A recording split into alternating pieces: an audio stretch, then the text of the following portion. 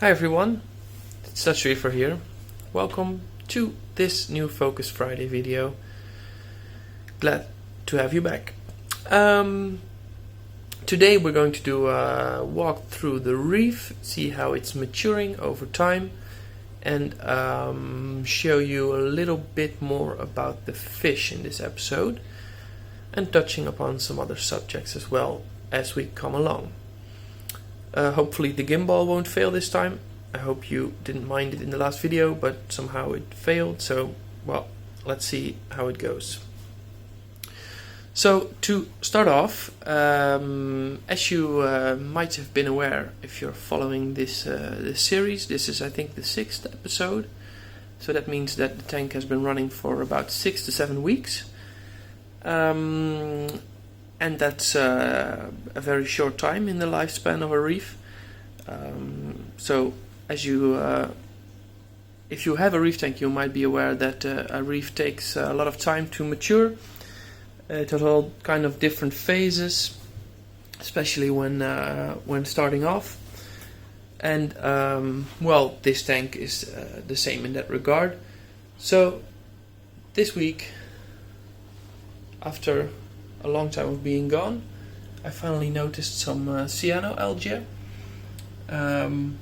which is fine, which happens in most tanks, not only immature tanks but also well-established tanks. Can be caused by pretty much everything: temperature, stuff in the air,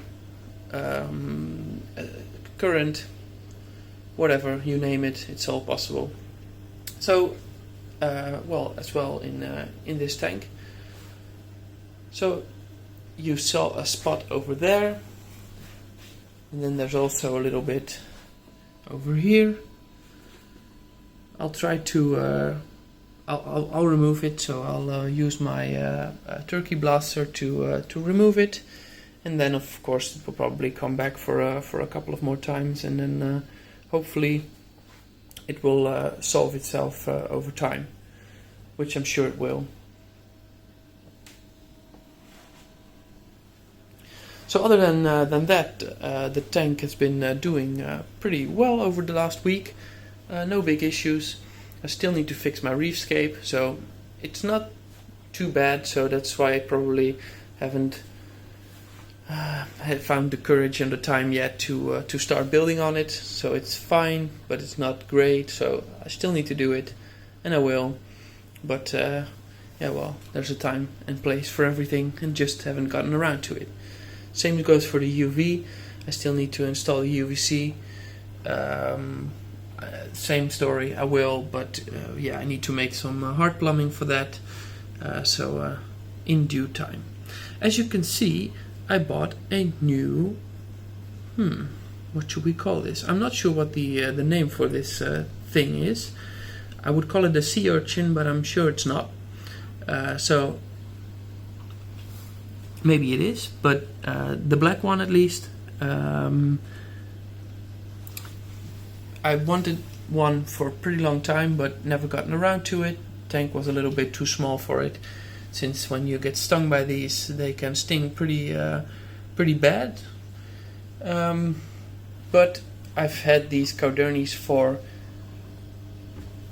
a long time, and for years, and they always spit out their young ones, and they always get eaten by well, pretty much everything in the tank. So since these young ones like to reside within the vicinity of these big stingy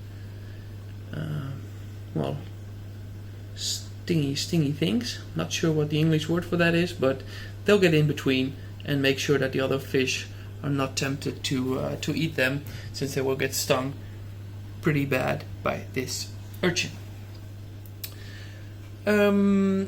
Fish-wise, the fish are doing pretty great. I'm surprised that even without the UVC, that the fish are well, not showing any weird behavior or weird diseases, like ick, for example. So that's actually pretty great. And of course, as you can see, the fish, although being quite large, this is my hand and this is the fish. As you can see, it's growing pretty large, but the tank being as big as it is, it has way more than enough swimming space. Same goes for the Picasso, of course, the Hepatus, the blue tang. We call it a Picasso in Dutch. Not sure if that's an English term as well, but let's just call it the Hepatus, since that's what it is. It's also looks like it's doing well in the tank. It has a lot of space. It's acting a lot less nervous than it did in my old tank, so I think it's definitely has been a good thing that he's now in this tank and has a lot more swimming space. And well, yeah, that's just it's great to see him happier than before. Same goes for this gray tang, the Tomiensis. So that's a bristle-tooth, and in my old tank it was always very twitchy. It was always acting very stereotypical. I hope that's the right word for it. It was always hanging around in one spot in the tank and swimming circles around it. And it has shown a lot more different behavior and a lot more exploring of the reef in the new tank. So even though it's a pretty small fish, I'm assuming that it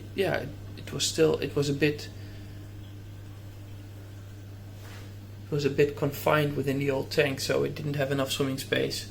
Where now, of course, the space being more than doubled, it is showing a lot better behavior. So I'm glad that I kept it. I was planning on selling it, but the person that wanted to buy it wasn't able to pick it up, and I said, well, then I'm going to put it in the tank anyway, since I don't want it to die or anything. So good decision. Glad to still have it, since it's a pretty nice fish to have.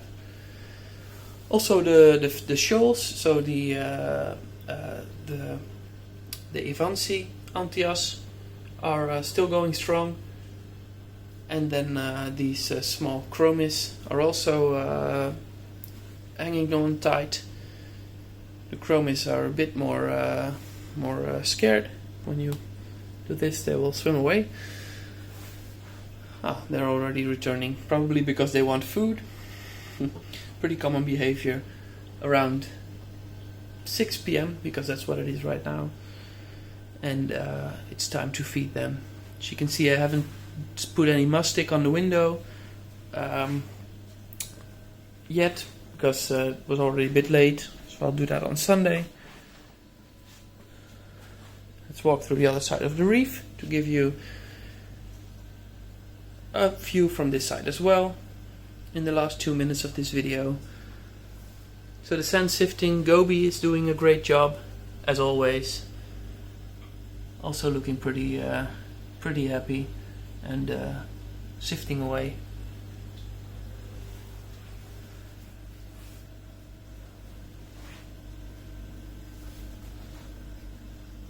Now the fish are pretty determined on staying on the other side of the tank. So let's move back. Corals on this side are doing well. Apart from the somewhat more stony corals, they are having quite a difficult time in adapting to the new tank. For example, this Millepora, which used to be pretty bright colored and showing polyp extension pretty much most of the time. Well, it isn't very happy right here. I'm not sure if it's the location or just the tank maturing that needs to adapt, but I'm guessing it's the latter, so it really needs some more time to get accustomed to the tank, and then of course the tank needs to stabilize as well.